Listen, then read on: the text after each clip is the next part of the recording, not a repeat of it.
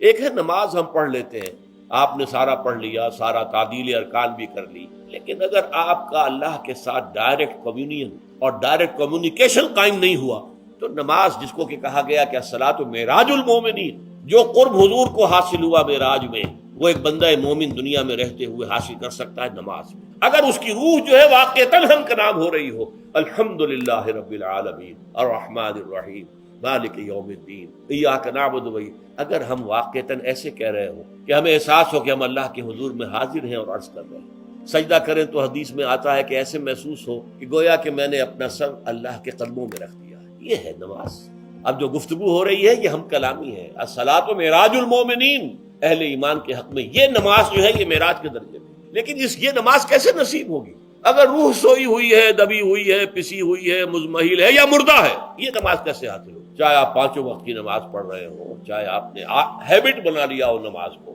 چاہے خوش بھی ہو گیا ہو، لیکن یہ کہ جب تک وہ روح بیدار نہ ہو، جب تک ہم کلامی نہ ہو، افلاق سے آتا ہے نالوں کا جواب آخر، اٹھتے ہیں حجاب آخر، کرتے ہیں خطاب آخر، جب تک یہ نہ ہو کہ اللہ تعالیٰ کے سامنے جب کھڑا ہو کر انسان جب کہتا ہے انی وجہت وجہی للذی فطر السماوات والارض حنیفا، دائیں بائیں سے بالکل اپنا تعلق کاٹ کر میں نے اپنا رخ کر لیا ہے اس اللہ کی طرف جس نے آسمانوں اور زمین کو پیدا کیا۔ اب یہ توجہ